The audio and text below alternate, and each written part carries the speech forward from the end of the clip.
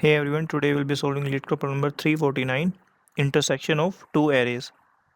In this problem, we are given two integer array, nums1 and nums2, and we have to return the array which is intersection of these two, and each element in the result must be unique, and you may also return the result in any order. Okay, it's a pretty simple problem that we are given two integer array, let's say nums1 and nums2.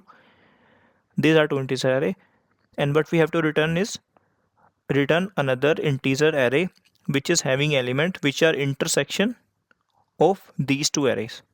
So what are the common elements?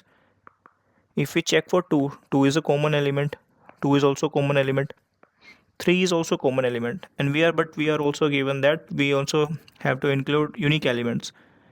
So to make it unique, we have to include two only ones. So 2 comma 3 is going to be my answer for this problem.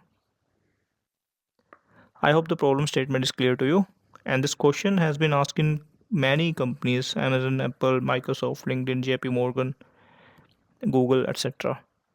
So how we are going to approach this problem? The first approach came to my mind is like, why don't we just directly sort these two array and check from the starting, maybe using two pointers, what are the common elements, then those common element I'm going to add in my answer. If we directly do the try run, these two are our array 1 2 2 1 3. Let's say it is A, and what is B? 2 2 3. If I sort these two array, it will become 1 comma 1 2 comma 2 and 3, 2 comma 2 and 3. These two arrays are sorted. Now I can directly iterate over these array using two pointers. Let's say this is I, this is J. 1 and 2 is not equal. It means I have to increment I. So I is coming here. 1 and 2 is also not equal. Increment I. 2 and 2 is common. So these two common element I can add to my answer.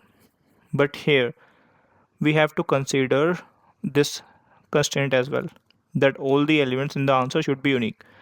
To make all the elements unique, what we can do is we can keep track of the previous element. Let's say the previous element, let's say if I have the previous element, I can see whether the current ij are equal. If they are equal but not equal to previous element, only in that case I'm going to add it in my resultant array. Otherwise I will just skip it. Okay, so this 2 and 2 has been added to my answer. Now I and j both are incremented and both are having value 2, but 2 is our previous value. It means 2 has already been captured. I'm just going to skip it. If skip it, I and j will reach to 3. These two elements are equal. Also, these two are not equal to the previous element. It means these two will also be added to the result. And we got our answer. So what did we do here? What is the time and space complexity? First of all, A and B are given to us. I sorted A, sorted B. Let's say n is the length of A, m is the length of B. So time taken to sort this array, sort these two arrays are n log n plus m log n plus n, which is this iteration. So that we can skip. N log n plus m log m. So this is the time complexity for this approach. Here we are utilizing sorting on this array. And what is the space complexity? Space complexity is nothing. Space will be taken by the sorting algorithm. That's all. Or we are requesting integer array as a resultant answer. Return an array. So but we cannot say directly that what is the size of our array. So if we are using like list, that will also be added to the space, but you can skip that. For now the time complexity is depending upon the sorting of these two array, but we can further reduce this time complexity if we are taking set, or you can say hashing. If we are taking, just try to think in terms of hashing or using a set, because what is our ultimate aim? Our ultimate aim is to finding a set. that is having unique element which are common among A and B. So let's say first of all I just check all the elements in the A. I have 1, 2, 3. This is the set from A. Now we already know that these three elements are the unique element from set A, from you can say integer array A. If I further iterate over B and see what are all the elements present in A, that I can directly add to the B. Now if I'm iterating over B, first element is 2. 2 is present in A, that I can get to know using this set, and that I can get to know in order of 1 time. And I'm iterating over this B in the order of m time, you can say, just processing every element once.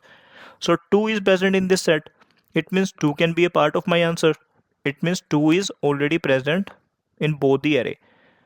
As we have already captured 2, we don't need to capture 2 again. So we can directly remove 2 from the set.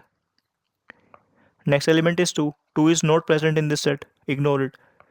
Next element is 3. 3 is present in this set. If 3 is present, it means 3 is present in both the array. Include 3 also in the answer. And we have got the answer. What we did is, from the first array, we prepared a set that we can do is in order of n time. And after that, we are iterating over second array and checking whether that element is present in the first array set or not. The presence of the element in the set can be checked in order of 1 time, and iteration of the second array is taking order of m time. So ultimately the time complexity is going to be order of n plus m, which is better than the sorting algorithm. And also in the problem statement we are given that we can return the result in any order. So the order does not matter if it is 2 or 3 or 3 or 2. So using set, we can achieve our solution in a better time complexity. So we are going to approach this one. So this is the code for this approach. Here what I did is, I took a set. This set is going to have all the element from nums1. So now this set is having 1, 2, 3. This is our set, and B was my second array.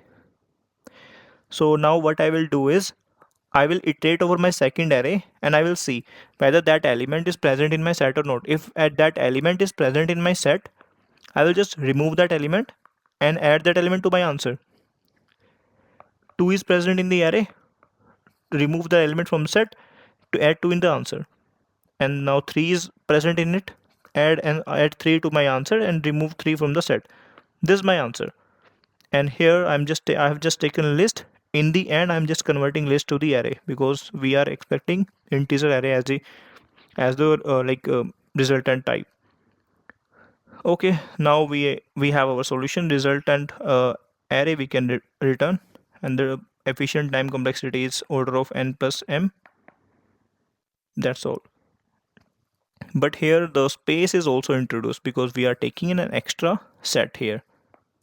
So this will contribute to our space. And in the sorting stuff, sorting plus 2 pointer, we were not introducing any extra space. Okay, I hope the problem statement is clear to you. Thank you guys. Bye bye.